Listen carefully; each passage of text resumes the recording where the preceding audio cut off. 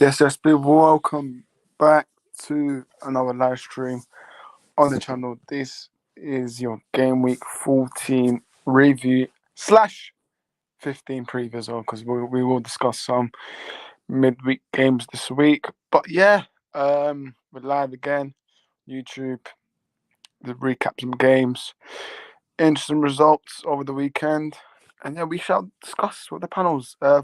With us joining is my co-host Hardeep himself. How you doing, Hardeep? Yes, it's all right, big old bro. How you doing? You watching United is a pain in the ass, but it is what it is, man. Just have to deal with. Apparently, Sky Caver, Ten Hag's lost 50%. All these percentages just nonsense. We will get onto that part. Don't worry, Sir Jim the Ratcliffe will save us. And yeah, he's a United fan in and out. So yeah, let me get through the comments and then I'll add the others. Maris, we got more special flex. Go with you. Be up to you. And yeah, pinned message. First things first, smash the like button down below. Second of all, if you're new and you haven't subscribed, then what the heck are you doing? Obviously hit the subscribe button if you haven't already. Other two, we've got Ollie with us as well. How you doing, Ollie? I'm good. That's good. And we've managed to get a Newcastle fan. It is Louis himself. How you doing, Louis? I'm doing good. How are you? Yeah, I'm alright. I'm alright. Yeah, listen. Let's get fit. You know what? I just want to talk about United first. I don't know why. But Hardy, do you agree with me? Let's talk about United first, get things on the window. But we did lose. I mean, the results flattens it for me, but we did lose 1-0 to the mighty, Geordies. But Louis, man, talk to me. I know you said in the back it should have been 6 or 7, but how was that? It should have been 6 or 7, to be honest. It was a dominant performance. Let's just put it that way. First half we absolutely destroyed yous. Like, you were sitting defensively throughout that whole half. We had like the whole game. I think it was like 22 shots in total to Man United's, like, I think it was like 6 or 14 or something like that. But very dominant in midfield by us. Controlled the game. Livramento is an absolutely fantastic player. Needs to be capped for England as soon as possible. If he's not in the Euro squad, in my opinion, then Southgate's had a mare there if he's not in the squad. I thought when Pope got injured in the second half, when he did his shoulder in, Dubravka, I can trust Dubravka to come in, especially with the next few games we've got coming up. We've got Champions League game against Milan. We've got Everton, which I would hope is an easy game for us. But we've got that game. We've got the Spurs, Liverpool. So it's kind of where contenders of us getting top 4 again. But I'm leaning more on the side that we might get Europa League this season, because we've got this. Injuries is a big crisis for us at the moment.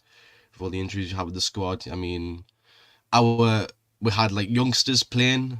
We had Miley in midfield yesterday, and we had like 4 or 5 youngsters on the bench. So it was a weak bench for us, but it just shows how good Eddie Howe is, because he can take his coaching from the top team players. So like, I don't know, let's say Joelinton, Longstaff. When those players are out, the youngsters can come in and kind of match the same level as the first team players. So it's a good coaching from Eddie Howe. I thought the game was, for us, it was an easy 1-0 victory. It could have been 5 or 6. Onana had a few good saves. I thought Almiron, overall, I thought his final product was poor. Because he put some shots on target, or when it came to the final third, he was trying to play passes into Isaac or into Joelinton or Gomes, and it just wasn't happening. But yeah, a dominant performance by us, and hopefully we can carry on this momentum going into Everton, and then hopefully, if there's no more injuries, we can comfortably beat Milan. Yeah. Yeah, man. Hard deep, man. How do you feel? Because Newcastle fans saying it should have been 5 or 6.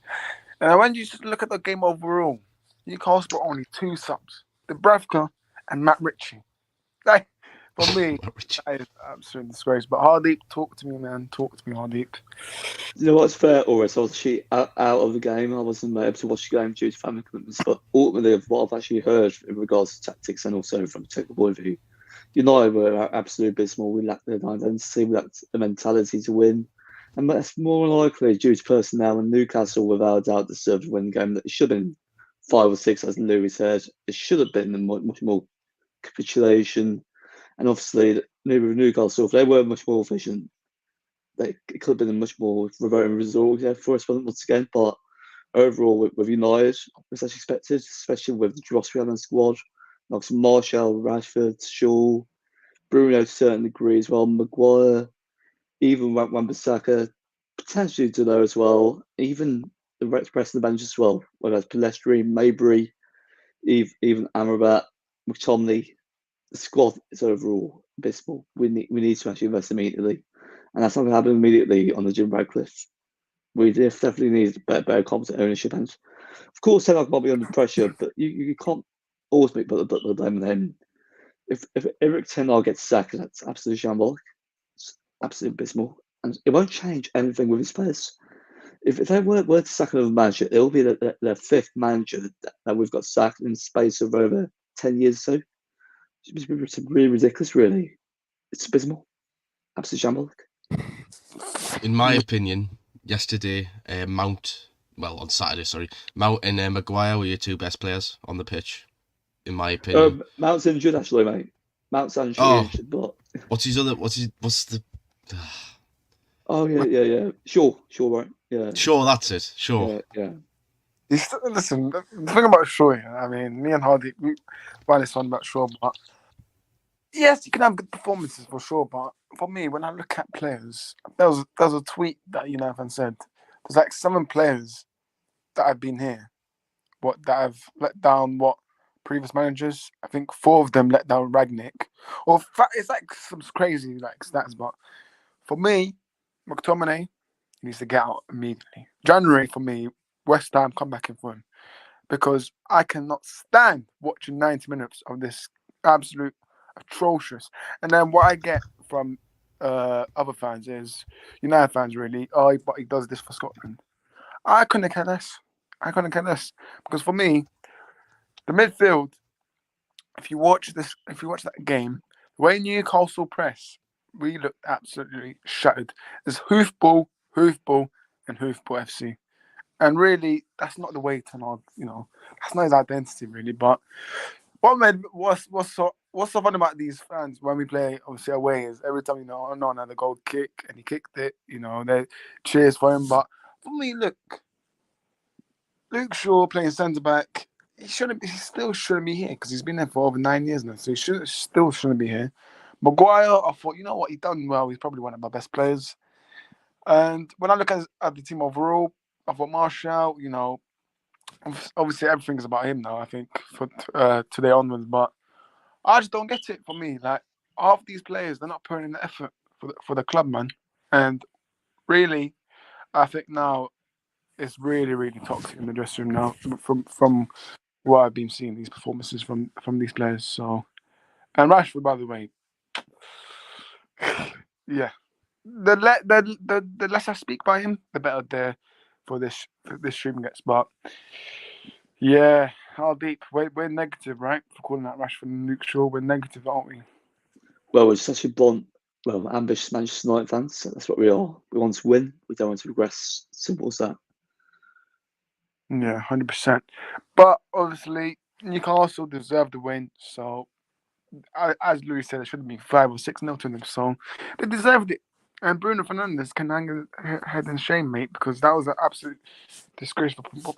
All he does for me, what frustrates me is he needs to do the less of the moaning and more on the actual field. But when we say that, you won't do that. But yeah, for me, we need to bounce back soon. But obviously, United do play Chelsea. Obviously, we will get to Everton, Newcastle, but United do play Chelsea on Wednesday night. Are they a bounce back or another letdown from these players again? Well, I can actually expect this to be 1-1 draw, but anything more than loss is absolutely horrendous. If we were to win, that'd be really crucial. But given the amount that we've lost a significant amount of injuries regarding personnel and all those players, I can see obviously with Chelsea, we can possibly get a really good result. You can't really rule that out. You can't really dismiss that. But ultimately, with United, anything more than a draw would be absolutely disgraceful. I mean, we need to get the win. Simple as that. No, 100%. I'm just going to quickly do my score prediction for this one. For me, 1-1, Man United Chelsea. I could see this being a draw, really, and another letdown. But obviously, Thursday, Newcastle play Everton. Louis, talk to me. Well, to me, with the confidence we have in the squad at the moment, I see this as an easy game for us. I mean, we've been down there a few times down at Everton, and we've had a dodgy game. But I expect us to, with the confidence in the squad and the way we're playing at the moment, I find that we could easily beat Everton.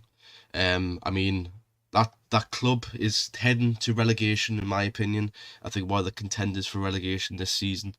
Where they've had that big points deduction as well. So things are not good in the background of the club. They're doing Sean Dyche tactics, just scrapping at the bottom of the league as always. I see us having the same squad as the game against Man United, of course without Pope, but I would trust Dubravka to come in that game, and yeah, I would predict maybe I'll say 2-1. I think we'll beat Everton 2-1. I think they will get a goal. But I see Isaac hitting form against Everton. And probably a goal for one of the midfielders. I'd say Joelinton or Gameres, because they deserve one, the way they've been playing currently. So yeah, I'd say 2-1 for us. And then with that momentum, we could hopefully carry it into Milan, because that's a big game for us in midweek. Because if we don't, well, we should really be in the round of 16, but that's a topic for a different day. But yeah. Yeah, Ollie, I'm going to go to obviously Newcastle beat Man United 1-0, but talk to me about that and also Newcastle Everton this week. Yeah, obviously a good result for Newcastle. Getting the 1-0 win, Gordon with the goal. Could have been more, but they got the win. Newcastle, Everton, I think Newcastle will win 2-1. Newcastle win 2-1. Okay. Hardeep, Newcastle vs Everton. Do you see this as a tough game for both teams? Do you see a draw here? Or think? Well, it's fair. You can't really underestimate the atmosphere at Goodison Park, especially with Everton this season as well. They're quite inconsistent regarding the points deduction and also performance-wise. They've been quite consistent recently as well. I think with Everton, they could put up a really good fight against Newcastle as well. But Newcastle have actually got really good quality in the squad. If you look at Marley as well, Gameres, Joelinton, Amaron, Gordon, even Isaac, possibly their young prospects to bench. They've definitely got enough on the bench to actually beat possibly Everton or possibly Sean Dyche. Ultimately, if they were to get a really resounding win, that'd be really crucial. I think it will be 3-1 Newcastle. 3-1 Newcastle. Hardy got some confidence in the Newcastle side. Ryan says 2-1 Everton and 2-2 Everton. I think it's going to be a very tough game, but it will depend who scores first. Because if Everton score first, atmosphere will be crazy and all of that. But Newcastle got first, scared, make the Everton fans quite like what we did. Then you know what, Newcastle can win this and control this game. So yeah, right. I think we shall move on to the next. Actually, no. Did we get? Yeah, Man United vs Chelsea prediction. So Ollie, what are you saying for Wednesday night? I'm gonna go 2-1 Man United. 2-1 Man United and Louis. 2-0 Chelsea. 2-0 Chelsea. Well, we just the way you guys are playing at the moment, it doesn't give me confidence that you can go there and get a result. No, listen. If Chelsea get the win, I would not be surprised. I mean, Do you literally, I know, was always imagine this. I think with Chelsea, imagine if there was annihilated us at Old Trafford as well. Imagine if there was another 4-0 at least. Portugal, not only Portugal, Hardy.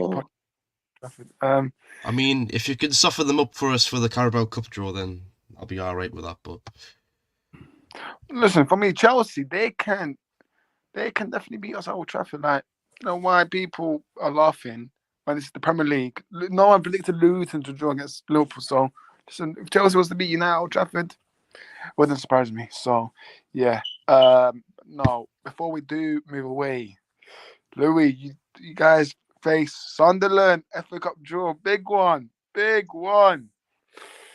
it's the first derby since 2016, and that they always got on about this. What's that comment? Very arrogant Newcastle fan all of a sudden since he got the match. Shut up. Anyway, Sunderland. It's a big game. We have to go down there and win. Like, it's been 6 of the row we've lost against Sunderland in the derbies, and you know that's the times with the Pardew, McLaren. This is a different Newcastle United to the ones in the past. Like, we would go down there, and obviously we want to win, but in the past we just went down there and we just played awfully. The last time we played Sunderland, Benitez in charge. I think we drew 1-1. Was it 1-1? I don't remember, but I would like to go down there and smash them. They're in poor form right now. We're very confident, as always. I'd say win that game 3-0. From right now, I'd say we go down there and win 3-0. But as the games go on this season, depending on injuries, you know, we've got a big injury crisis. We've got a few tough games coming up as well. Liverpool, Man City, Chelsea in the Cup, and Milan. See how we go, but I think we'll go down there and get a result. I'd say 3-0. That is huge, man. Like, for me, that is when I was watching the draw, I was like, what? That's gonna be real, but nah, that's gonna be a huge game. Very huge. So I don't think the police are very unhappy with the draw either. So like, oh well, right. They might have to borrow some police from other locals, but yeah, probably for London. finally got an away game. Man United have finally been drawn to an away side, so yeah, finally no more home ties. But yeah, we will touch on that later because I think I have one problem with this draw though. I wish it was at home at St James's because I can't get a ticket for it. Mate, if it was at St James's Park, mate, it would be crib atmosphere. Atmosphere is crazy, and you know what? I expect you guys to beat Milan as well because it's at St James's Park. Because I expect. Listen, I've been to all the Champions League games this season, and well, at home, and the atmosphere for them games are just magnificent. I mean, if we need to get a result against Milan.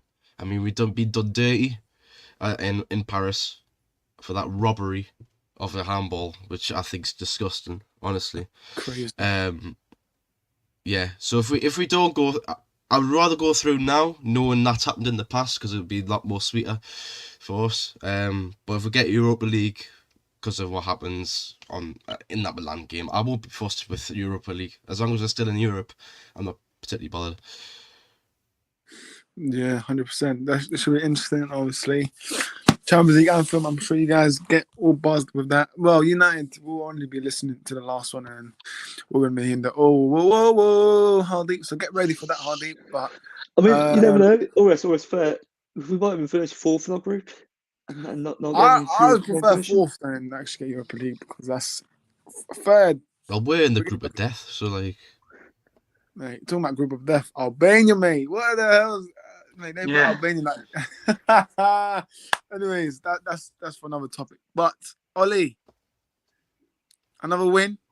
He's top of the table. Arteta's getting all their praise now. He's a godfather for Arsenal. Talk to me. Obviously, you want to get us Wolves, but you do play Luton. But talk to me first about Wolves win and how dead Hardeep's locals are. Yeah, obviously good win. Obviously, 2-0 up early on, but we did concede a goal. But yeah, good to get the result. And Luton, I'm very confident. I think we can beat Luton. Score prediction for the Luton game? I'm going to go 2-0 Arsenal. 2-0 Arsenal. Fair enough. Deep. Obviously, we know the story. Last December, they was top of the league. They were like, what? They're stacked. Top of the league for like 200 and something days. But obviously, City, they've drawn 3 games in a row now. Can Arsenal actually win this league now? Because obviously, they beat Wolves. They got Luton next. But if Arsenal can keep this up, are they genuine title contenders? No, most importantly, it depends on their psychology as well. But the mentality will be really key coming to the end of the season. If you look at Arsenal in comparison to last season's now, last season that they were on top of the Premier League for considerable amount of days, over 200 days approximately, at least. And coming into the season, they capitulated. That was due to the amount of squad depth, the quality and consistency in players. And I think right now with Arsenal, they're actually on really, really good momentum. They're in a really good position. If they want to win the Premier League, they've got to be really, really productive in that possession, have a defined style of play. And Arteta, he needs to stop making risky tactical decisions. Otherwise, that can be detrimental to the team and its morale, not to mention its season. So it's happy times for Arsenal, but can they actually regress once again and City could possibly win it again? I think that could be really, really wrong as a possibility. But with City, they're still the overwhelming favourites, but you still can't really rule out either Arsenal or probably Liverpool to win it. Yeah, 100%, 100%. Louis, obviously, Arsenal are doing in a good form now, but in your opinion, do you see them winning the league this season and City not winning it? It's a tough one because, like we see last season how they capitulated at the end. I did the season before we stopped them from getting Champions League, which was sweet. But anyway, Man City, I think with the talent they've got in the squad, I think they'll win the title. In my opinion, I think they'll win the title this season. Man City. I think Arsenal. I think it'll go down to the final day. In my opinion, between both sides, as long as both teams can keep consistent with the results. Because we know we've seen Man City have 3 draws. Arsenal have got a bit of momentum now to get some more points. But yeah, I'd say Man City win the league, but I think it'll go down at the final day. And whoever's best in the final day will win the league. Interesting points there. Now, obviously, Luton versus Arsenal, I'm going to say, I think it'll be too much for Luton. So I think it's going to be 2-1 Arsenal for me. Hardeep? I'll actually echo the same prediction as Ollie, so I think it will be 2-0 Arsenal. I think with Arsenal right now, they're in a really good momentum shift from a form point of view. If they were to get anything more than a win, that'd be really, really, really crucial. If they were to get a draw, that'd be really abysmal to their season. Even miraculously, a loss to Luton, that'll be below the standards. So a win has to be not a mentality of both. Yeah, exactly. And Louis as well. Well, I think Luton will score first, but it'll be 4-1 to Arsenal. 4-1 Arsenal. Yeah, I'm going to stick to mine 2-1 Arsenal for this one, but it should be an interesting game. But let's hope Luton can put off something what they did to Liverpool, but you never know. But Arsenal will have to be on their day. Next, we do have Brentford, Luton. Obviously, they beat Luton 3-1. So I think it was convincing for Brentford, really. But yeah, they got Brighton next, which that is going to be a hard game for them. It won't be easy, but so they beat Luton 3-1. But deep. Obviously, Brentford took their chances, 3-1 win, but they do play Brighton next. How do you see this happening? How do you see this happening for Brentford? You know what? I could see this game being really, really another spectacle in the Premier League. I could see it being another enthralling 2-2 draw. You wouldn't rule out both sides scoring twice against each other, given the fact that they're diabolical defensively, given the fact that they're really, really offensive from an attacking point of view as well. They're pretty clinical in and around box, in and out transitions, and quick phases play. I think, obviously, with both sides, a very, very expensive style of play. Quite contrasting because obviously if you look at Brentford as well, they defend in low block. They can play a mid-block shape as well. Whereas with Brighton, they're playing front block, high press, and also have a mentality to actually score consistently through transitions. So ultimately, I think it's going to be another entertaining game. So to conclude, I think it'll be 2-2. Fair enough. Fair enough.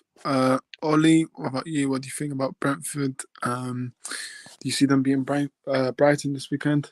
I mean, this week. Sorry. Yeah, they got a good win against Luton. But I don't know. Brighton away is going to be tough for them. I think it'll be a 2-1 to Brighton. To Brighton. That's interesting. And Louis as well. What do you think about this one? I think this one will be a close game. I'm going 2s each. Interesting. See 2s each for this one. Yeah. Brentford Brighton, that's going to be an open game, I feel like if one team has the defence open, then yeah, should be long for them. But yeah, next game, Burnley finally managed to win the game on the Company. Listen, they had to win this. I did say in the preview they had to win this, and they did. So it was 5-0. And they got to Ollie first, actually. So Ollie, Brentford did win, but we now get to see that the first Premier League manager to get sacked this season, Paul Heckingbottom. Now they're getting Chris Wilder, which for me, not really understand Poor what. revolutions and pure revolutions and. I don't really get it, to be fair, but Ollie, what do you think? Obviously, there's nothing to say about Sheffield United, but Burnley winning 5-0, and they got Wolves next, so that's going to be tricky for them. Yeah. Good win for Burnley. Obviously, finally getting a win.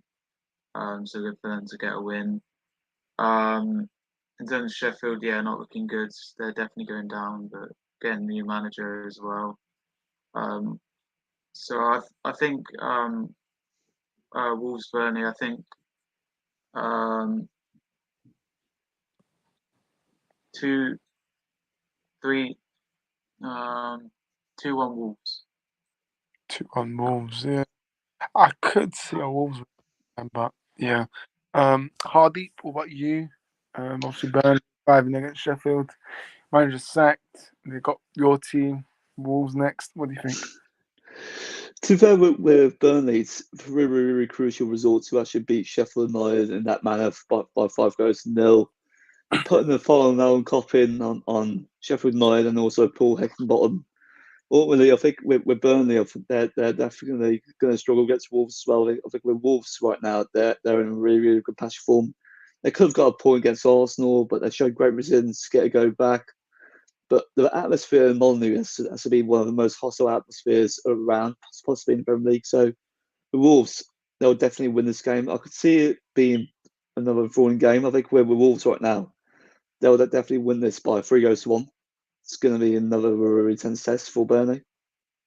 Yeah, it's gonna be a hard match for both teams, but Wolves do need to win, obviously, because some matches they've been let down with their VAR decisions. Obviously, Gary Neal hasn't been happy with it, and to be honest, this is a general feeling that Premier managers now once you say something about the VAR, you get in trouble for it, and then obviously get fined and all that rubbish. But I don't.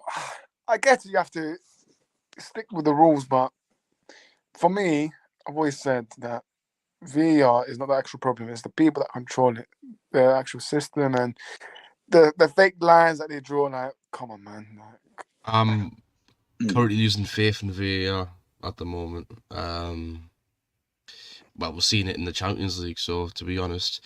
But in the Prem, I think for next season, get, in my opinion, ex-players in who know stuff about football, who know what they're doing, in the VAR room at the same time with the referees, so if they don't know, they can ask the ex-pro about the decision, what they think in their eyes. As well as that, I think that there should be, like in rugby, you have RefLink, or in cricket, you have RefLink. I think the people on the ground and the people watching at home should be able to hear the VAR decisions when they happen, as well as seeing replays in the ground.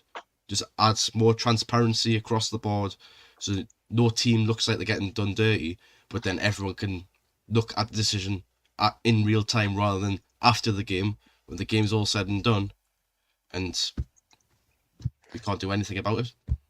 Or if the managers could get, like, I don't know, like in tennis, sometimes you have challenges with VAR.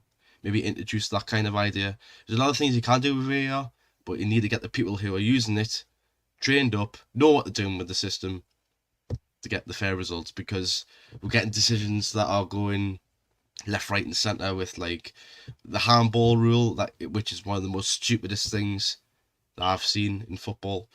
The lines, as you said, being drawn on the pitch. We just need open transparency with the managers, the fans, and having an ex-pro in the room at the same time to be able to make the decisions better and more concise and quicker, because we're taking like 2-3 minutes to make these decisions. This is wasting time in the game. So even the additional time regulations as well. I mean, to add additional 8 to 10 minutes, that's yeah, so ridiculous. exactly.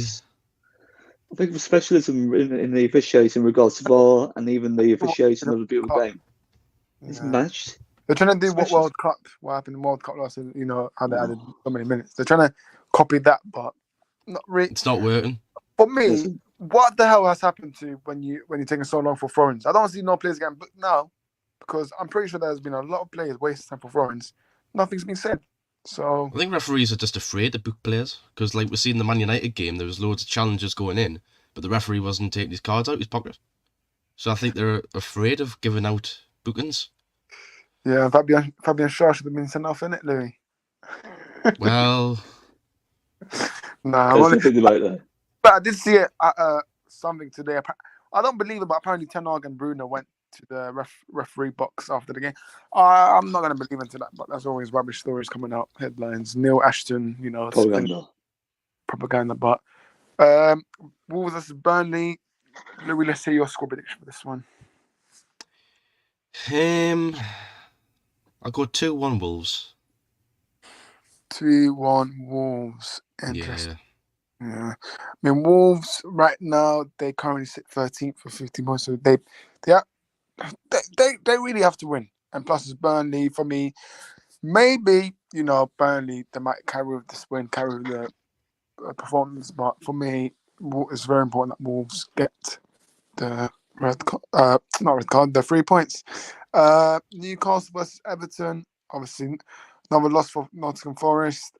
Not looking well for them. How deep is it? Because Forest, they've been in poor form now, and they do play Fulham next, which is going to be tight game for them. Tough test, that. It's a tough test, and I think if they was to lose this, I think Nottingham Forest manager is gone. So how deep are your takes on this one? So it's fair. I think with Forest right now that they're quite abysmal form recently as well. If you look at the personnel and their quality players, whether that's Elanga as well. I think possibly that the midfield as well is problems as well with Sangari. He hasn't been a really, really good signing for Forest as well. I think it's probably due to adaptation period as well. I think with Owani, he's been their main focal point as well. They've been missing him so much. Even Chris Wood, to a certain degree, he hasn't been hitting the levels quite recently. Possibly with Callum Hudson and Doy, they've got good, decent personnel, but overall, with Cooper, he's definitely going to get sacked soon. If and when, that remains a question. I think he will definitely get sacked before the end of the season. And if they were to get anything more than a draw against Fulham, or possibly a win, it will be really crucial. But I could see Fulham nicking this game by 2-1. I think it's going to be a really intriguing game between both sides. So do you see Steve Cooper sacked then if he was to lose this game? He'll be under pressure, but I think come the end of the season beforehand, he'll definitely go. Yeah, fair point. Liam, I'm going to also don't forget with David Moyes as well. He's going to leave at the end of the season. You wouldn't even rule out the possibility of him replacing him. What, for Forest? Well, from Forest to West Ham, yeah, absolutely. I don't know where your sources are coming from, mate, because David Moyes from West Ham to Forest. That's. No. I was talking about Steve Cooper. I mean, if you look at Steve Cooper, right, I think there's murmurs that David Moyes is definitely going to leave at the end of the season. Yeah, I saw Cooper that. will be earmarked as a potential replacement. What, for West Ham? Yeah, for West Ham. Who? Have you read the reports? Steve Cooper, man. Oh my God. For me, I think he complains too much about decisions. For me, when I don't watch all managers post-match interviews, so I can't be asked because Arteta just moans and stuff. But sometimes anyhow. But yeah, for me with Steve Nah. Cooper, Nah, I'm not having that. Nah. He's one of the most calm, relaxed managers if it comes to VAR. We've seen it at PSG. He's one of the most calmest people. He was raging inside, you could tell. But going out with the press, all you right, Jason Tindall's the one in it. know. Oh, Mad Dog is, yes, Mad Dog. But no, I'm talking about Nottingham Forest. They need to get something from that Fulham game. And talking about Fulham, obviously they lost 4-3 to Liverpool, but they were very, very unlucky for me. Very unlucky. But Trent with a screamer and then McAllister, what a goal, man. Even as a Real fan, that was a beautiful. It was McAllister, right? Yeah, it was McAllister. But that was a brilliant goal from him. But with Forest, Fulham, I'm still going to say 3-1 Fulham. You know, I think Fulham will win this game. Another loss for Steve Cooper's side. He will be under the pressure. But let's see if he can manage that. This is what the Premier League is all about. Managing pressure. So, yeah. We shall see what happens. But Louis, Ollie, how about yourself, mate? Go on, Ollie. Ollie, so obviously we've not lost Forest recently. What do you think of their form, and do you think they could get a positive result against Fulham? In your opinion, mate? Obviously, yeah, they haven't been on the best of form, and I don't think they'll beat Fulham. I think it'll be a 3-1 Fulham. 3-1 Fulham, yeah. Another loss for Forest, but we will move on to the next game. Let's see what Forest they have to do something. All eyes will be on that game. Let's go to the. I'm quite surprised now. West Ham, like, what is going on? Like, West Ham, what are you doing, guys, man? Drawn to Palace. I mean, let's go to Hardeep. This for me, I think this is not shocking, but when you're at home, you need to be winning against the team that. Not disrespect my Palace. They've been hit and miss this season, but you need to be winning. But West Ham, mid-table team. Exactly, and playing Bowen striker, which I don't think likes that position. What do you think? Because they do play Tottenham next. What do you think, Hardeep?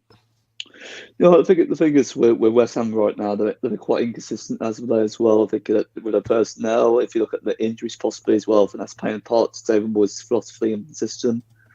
To actually Georgia will get to Palace is quite a really, really, really average result. They should be winning this game ultimately, and to actually get a point piece, it's just really, really ridiculous, really, from the West Ham point of view. They should be winning. And I think with the Tottenham game coming up, it's going to be really, really intriguing from a tactical point of view. Could they possibly get a great result at the Tottenham Stadium? Potentially, but I think with Tottenham, despite all the injuries, I think they'll have the momentum to win. So Tottenham to win by 3-2. Yeah, 100%. Louis, let's go over to you now. West Ham, Palace. What do you think? Well, Palace is just a mid-table team at the moment. It's back with Roy Hodgson. For me, Tottenham against West Ham, I'd say we'll go 3-1 to Tottenham. 3-1 Tottenham. Absolutely. That sounds like a battle for West Ham. Ollie, over to you now. West Ham, Palace, obviously 1-1, and they do play Tottenham next. How do you see this happening? Yeah, so obviously getting a draw against Palace, bit of a shocking result. I thought they'd win this game, but moving on to Tottenham, West Ham, I think Tottenham will win 2-0. Tottenham 2-0 win. Cool. I'm gonna say Tottenham West Ham. I'm gonna say 2-0 Tottenham. 2-0 Tottenham for me. But West Ham, come on guys, you need to pick yourselves up. Moyes, man, shut more in the dressing room, man. Come on. But obviously the big game. Man City 3, Tottenham 3. Controversy at the end. Again, the officials. Listen, I know I'm a United fan, but when you say play on, you're not expected to blow your whistle during the play on advantage. So for me, all the City players, they have rights to be angry at the referee, but for me, obviously, it's about how you control yourselves. But it's the final play of the game. You should let the play carry on. If it goes out for a corner, you blow your whistle. Nope. But Hardeep, Do you understand City's for even though they got 150 charges? Do you understand the frustration that they have towards the end? And Tottenham, they played well, you know. Well, first half, not really, but second half, you know, they made it hard for City. But what do you think? Because City, they've drawn that 3 games in a row now. So what do you think overall in this match? And obviously they got Villa next. So what do you think? No, overall, I think it was very intense. Yeah, really exceptional game of football. It's the epitome of Premier League football, as Peter Drury would say as well. I think with the game itself, for both sides to actually draw by 3 goals 3. Overall, it's a really good game from an neutral point of view, but from a City point of view, they should be winning this game nonetheless. Look at Tottenham as well. Even though Ange has been tactically outclassed quite a few times recently, Tottenham still trying to find a way of playing as well. How the transitions on the front, how they press as a team. And even without their key players, they're still showing a really defined philosophy way of playing. And ultimately, with Spurs, it was definitely a crucial result. But from an officiating point of view as well, to not allow players to play on from City's point of view when they were progressing into the attack. It's absolute shambolic officiating, just epitomises the competence of the referee. Just absolute joke. And I think with City and the players, even Pep Guardiola to a certain degree, have every right to be berating the VAR officials, even officials as well. Yeah, 100% agree with you. Louis, when I come over to you now, because obviously you guys have been hit by VARs a lot, but for this one, how annoying was it when the referee played for advantage, but he stopped his whistle up when Grealish was 1-on-1 with the keeper? Frustrating because you seen Haaland's reaction when he came off the pitch, and then his tweet after the match as well. So like man, like it's simple refereeing. Like if it's the final play of the game and you've played advantage, you play that advantage until, or if they're like tackled and that stops the advantage from progressing for the team progressing up the pitch, then you call it back for the free kick. But it's just, it doesn't make any sense. Like, just let the play continue. It's the final play of the game. You know. Anyway, Villa against Man City. I think it'll be a close one because Villa are actually all right. 2s each. I think it'll be another draw for City. For this one, I'll get to obviously Ollie. I'm talking about you, Ollie, but for this one, ooh, I'm gonna say Villa win. You know, no Emery masterclass. Say 2-1 Villa. Ollie, talk to me. So I'll get the score prediction for Villa City, but Ollie, Man City 3, Tottenham 3. Pretty sure you saw what happened at the end, but talk to me about this game. Obviously, I'm pretty sure that you're happy that City got points now. Yeah, I'm happy City dropped points. It was a good game. Obviously, it was a bit annoying at the end, but I'm happy that, you know, obviously I don't like either team, so it was good for kind of a draw really. Either team not winning. So, but yeah, I'm gonna go and yeah, good game. For Villa City, your score prediction for this one, Ollie? Yeah, I'm gonna go 2-1 City. 2-1 City. City win. Oh, Yeah. now, do you see a good evening masterclass in this game? Although I've actually predicted Manchester City to win by 2 goals to 1, you can't really rule that out at Villa Park as well. It's one of the greatest atmospheres currently in the Premier League as well, and with Villa and on the upward trajectory on the Unai Emery as well, even though they've been quite inconsistent recently from form point of view. Aren't they unbeaten at home until Arsenal beat them last season? I'm pretty sure that they're unbeaten. Pretty sure. Is it 10 wins straight in a row? 10 wins in a row? so. Yeah, absolutely. I think so, Or maybe 10 plus. It's incredible feat as well. If they were to maintain it against City, it'll be a really good result for them.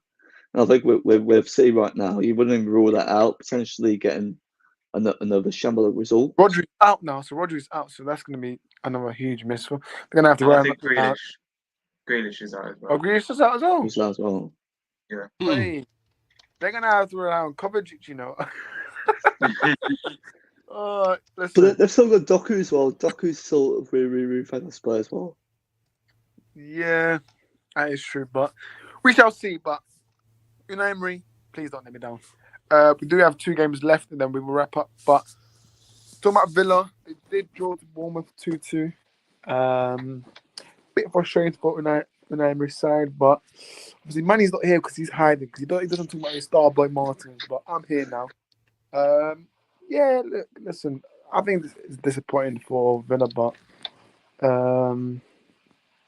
Bournemouth, credit to them because playing against a tough Villa side and I think still getting a point is still good, but yeah, no one expected Bournemouth to actually even win, but to even get a draw, it is very good for them. But for Villa side, Manny on the mud, but Hardy, talk to me. Is Manny in the? No, I'm joking. But Villa too. I mean, to me, it was a really, really good point for Bournemouth as well. I mean, considering the situation they're in from a position point of view as well, they're currently sitting not near towards the 15th to around about 13th position thereabouts. I think with Areola, he's a really decent manager as well. He was actually tipped to actually be the next manager to get sacked.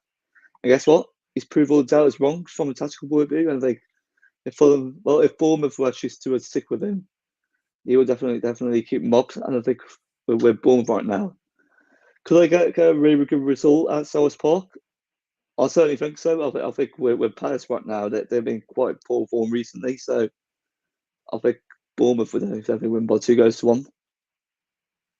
Yeah, exactly, 100%. Ollie, Bournemouth 2-2 Villa.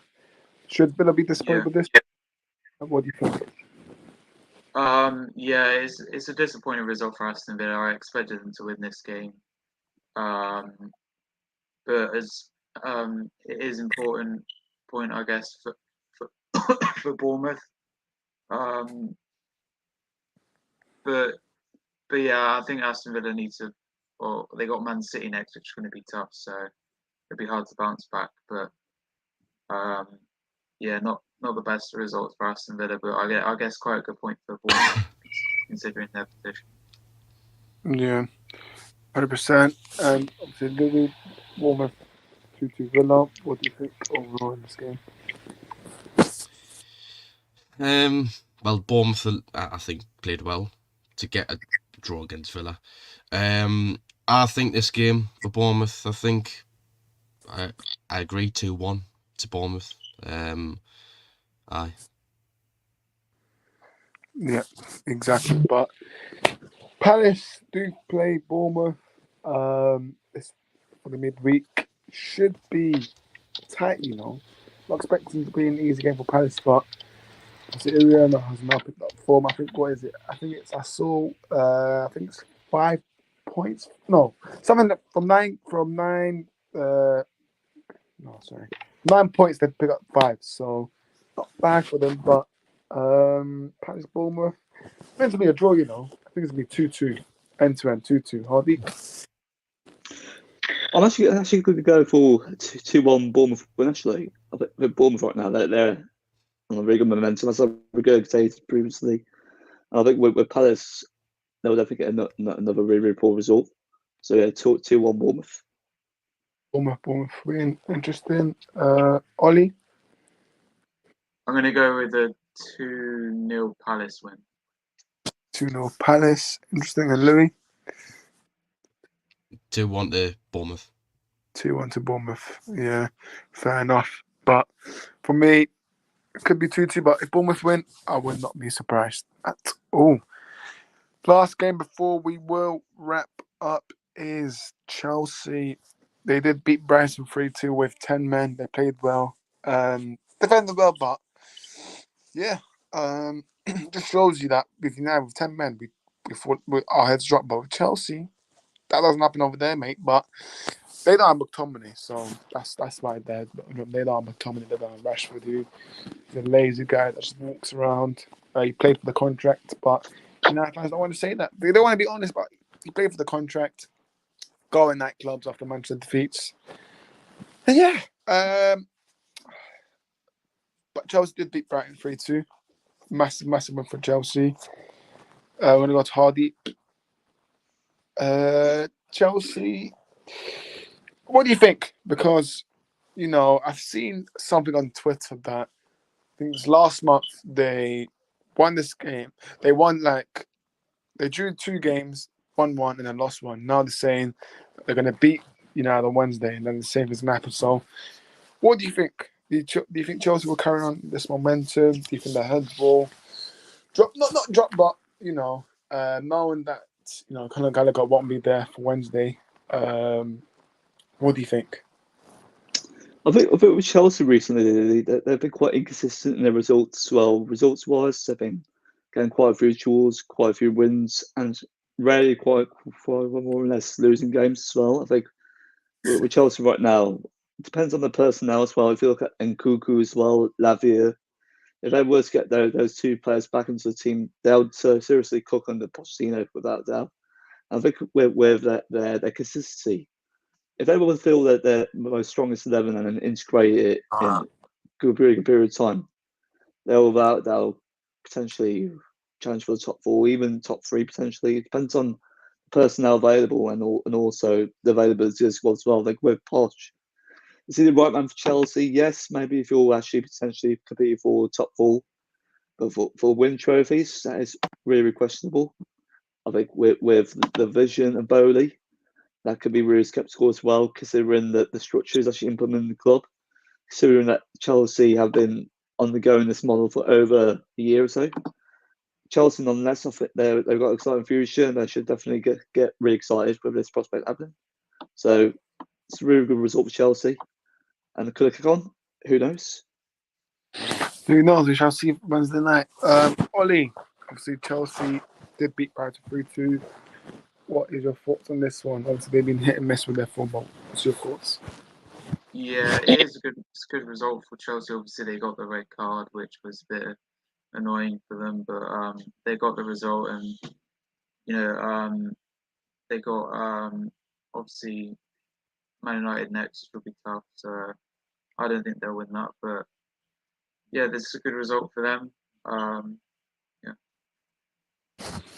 Yep, 100%. Louis, Chelsea obviously they did beat Brighton 3-2. Your thoughts? Obviously, if you look at the form, I think I said this previously. They've won 2, then they drew 2, then they lost. It's been hit and miss, but overall, what do you think about this win for them? A good result for Chelsea. They've been in and out of form, as you said. They lost to us at home 4-1. They've recovered from where they were, to be honest. They'll obviously play Man United next, but I see Chelsea winning that game. Hopefully they can use this momentum to get more results coming up, get a top 4 finish. Well, really where they should be. Yeah, exactly. But we shall see, because I think there was 12 before, now they've moved up to 11. So that's a massive, massive improvement. So, from going from 12th to 11th, I mean, that's outstanding. Yeah. Right? It's mid-table form. What game we on? We're talking about Chelsea, I know, but yeah. But now we've discussed all the games. Last bit, guarantee of the week. So I'm gonna come to everyone. Give me your guarantee. So this could be anything. Someone to get red card. A pitch invasion. Someone could get naked on across the pitch. I don't know, mate. But anything. Hardy, what is a guarantee of this week with the midweek game? Just anything. Oh, I think I could see Solanke potentially scoring. Solanke will definitely score another goal this week as well. He's on great form recently, and from a player point of view, I think that's going to be the guarantee of the week. Solanke's goal. Ollie, your guarantee of the week. That Arsenal will beat Luton. Louis? Just stop oil protester will come out of the pitch and tie themselves to the post like last time. No, I'm kidding. Guarantee Newcastle to beat Everton. There you go. My guarantee of the week for McTominay to do more sideways passes than accurate passes. But yeah, no, look, listen. I've had enough of McTominay. If Newcastle, if you guys want McTominay, just come. Don't go get him. I don't want David De Gea, but we've been yes, take him. Take David De Gea. He's the same. Please take him. Please take him. No, I'm good. Listen, the Bradley, when he was at United, I didn't know. I did not. I didn't even understand the signing of the Bradley. I don't understand that move, honestly. Yeah, I didn't get it. And Jack Butland as well. No, I know he's not here anymore, but we had Jack Butland as well. Listen, we might as well. I don't even know. We might as well bring back. Do you guys remember Victor Valdez? We might as well bring him back. Valdez, yes. Former from Barcelona. Yes. Yeah, former of Barcelona. Oh. I remember having Chris Wood. He was god awful. More of a rugby player, to be fair, but yeah. You couldn't do a simple tap in. That's how bad he was. Well, McTominay can't even. He scored 3 penalties or something for us. You know, And that was McTominay. What the thing that I hate about McTominay, he just hides into the game. He just hides out. Exactly. Doesn't put in a tackle. He's scared to do it. Like Lewis Smiley just outperformed everyone in that midfield. Like fair play to that young kid, man. So he's a really good talent as well. I think with Jamie Marley, he's definitely got a potential to become one of the best English midfielders around. I think Louis could definitely identify that as well. I think with Marley right now, he's definitely a really exciting prospect for the future. Yeah, we shall see. Obviously next week is the Champions League, so big games there. Obviously Newcastle, Milan. United Bayern. It's a big game when everyone looks at it, but United, the mentality will their heads will be down. I think you'll be out with it. Yeah, we'll be out. We'll be out. But Yeah, definitely be out. No, I'm still seeing United fans saying, "Oh, what if Copenhagen draw to Galatasaray and we beat?" Listen, we're not being Bayern. I think you're clutching at straws. Exactly. Like Bayern could put their third. I'm being deadly honest. But Bayern could put their third team and we'll still lose. Like Newcastle before, yeah, they beat us in the Carabao Cup. But check their lineup. Check Newcastle lineup, and they smoked us at Old Trafford. And then Eddie Howe said afterwards it was a training ground for them. So listen, don't hear nothing about us beating Bayern. So listen, Bayern, they would even take friendly games properly. So that's the mentality at Bayern Munich. So that's the structure at them. But United structure, don't worry, John Murtaugh is the saviour. But something's worrying when Man United's lost 3 in a row against Newcastle United. Yeah, I think that's the first time since back in the 90s. So 72 or something. No, 72, 73, stuff like that. Listen, Ten Hag's breaking records, but I'm still backing Ten Hag. I'm still behind him, but we shall see because these players are too lazy. They're complaining that they're running a lot in the training pitches, but don't worry, we'll save that for the OMX HD show. But there's a lot of things for United in that OMX HD show. But yes, we will wrap up now. We will get people to shout their socials as always. How deep? Where can people find you? Big up for joining. Big up Ulrich, big up Louis, and also big up Ollie. So yes, guys, you know where to find me. HC United Sam on Instagram, all lowercase. And if you do want to follow me personally on Instagram, it's HSL7, also lowercase as well. You also catch me on Twitter, where I tweet all things Manchester United, debate with the delusional Manchester United fans who are top Reds, etc. And also, we actually usually delve into the takeover saga, players, the news regarding Manchester United, even things without football as well. Things within football are really crucial, but out of football, from political, it's really crucial. So I like to actually stress onto this really significant matter as well. Mental health is really important. If you ever want to communicate to likes of me or the co-hosts, the Aura Talks Football community, we're here as a really great group of fantastic community-based people. And you know what to do. If you're ever struggling, if you're lacking that confidence, self-belief, self-motivation, self-belief, don't capitulate. Don't be suicidal. Life should be about success and never give up. And also, subscribe to Aura Talks Football if you're new. We're approaching towards 500 subscribers. And it's really imperative for you guys to subscribe and share it on your socials so you can get that interactivity flowing as well. So big up to the final tonight. And shall catch you guys soon. Goodbye. Big up, our deep. Ollie, where can people find you? Big up for joining today. Yeah, big up. So you can catch me on YouTube, DJ Sinclairo. Stream be coming very soon. I don't know when. Very soon. Ollie.Sinclair 556 on Instagram and David Red fan page 1 on Instagram. And yeah, big up for having me on. Bill, Ollie, and last but not least, Louis. Well, I don't do much football content, but you find me on Louis Von Wrestling because my channel's dedicated to professional wrestling. You can find me on Twitter at Louis105. I tweet about the club, about Newcastle, any news or stuff coming out of the club. You'll see it on my page. You can follow me on Instagram at Louis105. And yeah, that's pretty much it. Thank you very much for having us. Always big up Louis, man. It's good to see you. But guys, that's it for us. Socials, do follow us on Instagram, Twitter. You guys can see the banner. Just read it. Or Twitter on Twitter. Well, I'm debating with quite a few United fans, Mike LUHG and others United fans. But listen, it is what it is. Instagram or Football. We did hit 600 followers, so we want more than that. So do follow us on Instagram, and yeah, we'll be back. Pretty sure we'll be back on Friday, because there's Premier League games on Thursday, so we'll be back on Friday. But for now, we are out. Peace.